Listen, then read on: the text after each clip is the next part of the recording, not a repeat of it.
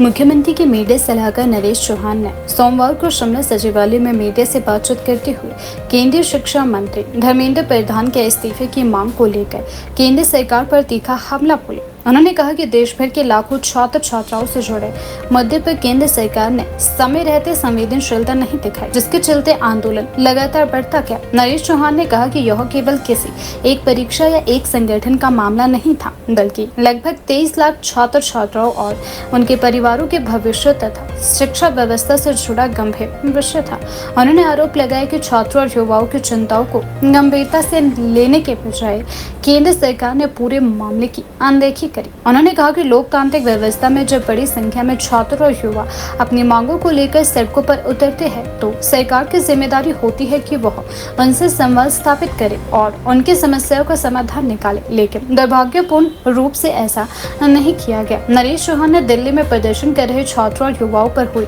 Police कार्यवाही की आलोचना करते हुए कहा कि आंदोलन कर रहे विद्यार्थियों पर जिस प्रकार लाठीचार्ज किया गया और उनके साथ मारपीट भी की गई, वह पूरी तरह अनुचित है। उन्होंने कहा कि लोकतंत्र में शांतिपूर्ण ढंग से अपनी बात रखने का अधिकार प्रत्येक नागरिक को प्राप्त है। यदि छात्र अपने भविष्य को लेकर चिंतित होकर प्रदर्शन कर रहे थे, तो सरकार को उनकी बात सुननी चाहिए थी, न कि उनके खिलाफ बल प्रयोग करना चाहिए था। उन्होंने कहा कि छात्रों पर बल प्रयोग लोकतांत्रिक परंपराओं के अनुरूप नहीं है और इससे सरकार की कार्यशैली पर भी गंभीर सवाल खड़े होते हैं। मुख्यमंत्री के मीडिया सलाहकार ने कहा कि यदि केंद्रीय शिक्षा मंत्री धर्मेंद्र प्रधान ने मामले की शुरुआत में ही नैतिक जिम्मेदारी स्वीकार करते हुए इस्तीफा दे दिया होता, तो हालात इतने गंभीर नहीं होते और आंदोलन भी इतना लंबा नहीं चलता। उन्होंने कहा कि सार्वजनिक जीवन में जवाबदेही और नैतिकता अत्यंत महत्वपूर्ण होती है। किसी भी बड़े विवाद या व्यवस्था संबंधित चूक की स्थिति में संबंधित मंत्री को जिम्मेदारी स्वीकार करनी चाहिए। उनका कहना था कि समय रहते उचित निर्णय लिया जाता तो छात्रों और अभिभावकों में फैली चिंता को काफी हद तक कम किया जा सकता था। नरेश चौहान ने दावा किया कि देश भर में छात्रों और युवाओं द्वारा चलाए गए आंदोलन ने केंद्र सरकार को अपने फैसलों पर पुनर्विचार करने के लिए मजबूर किया। देखो, जो पिछले दिनों हिंदुस्तान के युवा स्टूडेंट्स लाखों की संख्या में प्रदर्शन कर रहे थे, चाहे जंतर मंतर की बात करें, चाहे देश के दूसरे शहरों की बात करें, उनका जो मुद्दा था वो व्यवस्थाओं को बदलने के लिए था। कि जिस प्रकार से नीट का पेपर लीक हुआ, 23 लाख बच्चे सीधे तौर पे इफेक्टिव और उनकी परिवार, और लगातार ये पेपर लीक हो रहे थे। या सीबीएसई में जो चला बाद में, उसमें जो और इशू था, तो उसको लेके एक बहुत अच्छा आंदोलन देश के अंदर हुआ और वो एक व्यवस्था को बदलने की बात कर रहे थे। लेकिन सरकार ने उसको गंभीरता से नहीं लिया। ये सरकार की जिम्मेवारी थी, जो सत्ता में लोग बैठे हैं दिल्ली में, कि इस व्यवस्था को बदले, पेपर लीक ना हो। लाखों बच्चों का भविष्य इससे जुड़ा, 5-5 साल तक मेहनत करते हैं, डॉक्टर बनना चाहते हैं, उनके पेरेंट्स का मेहनत करते हैं, और उसके बावजूद जो परिस्थितियां बनी, दोबारा 30 बच्चों ने जो है आत्महत्या की, जो बहुत दुखद था। अब वो उसको लेके आंदोलन कर रहे थे। सरकार को चाहिए था कि उनसे बातचीत करते। उसके बाद सोनम वांगचुक बैठे, उनको किसी ने नहीं पूछा।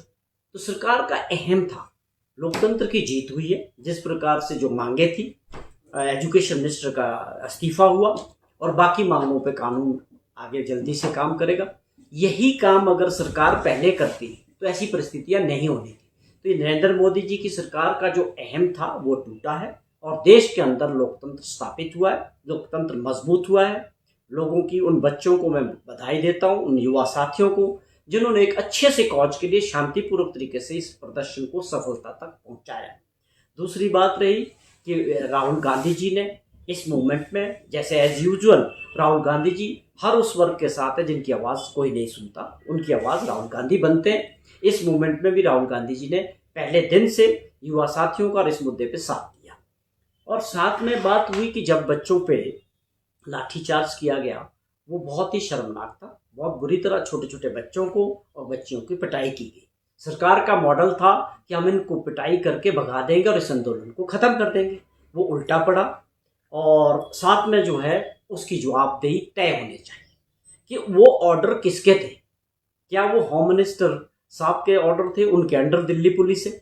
ये जवाबदेही होनी चाहिए। उसके लिए देश के युवा साथियों से और देश से कौन माफ़ी मांगेगा? क्या होम मिनिस्टर मांगेंगे या देश के प्रधानमंत्री? जिस ढंग से आपने छोटे छोटे बच्चों के ऊपर जो अत्याचार किया, वो अपने आप में उसकी उस वक्त भी निंदा हुई और स्वाभाविक तौर पे उसके बाद पूरे देश के अंदर उस बात को लेकर गुस्सा भी था। तो ये एक बार फिर से इससे लोकतंत्र को मजबूती मिली है। जो लोकतंत्र को लगातार कमज़ोर करना चाह रहे थे उनके लिए ये सबक सीखने की ज़रूरत है।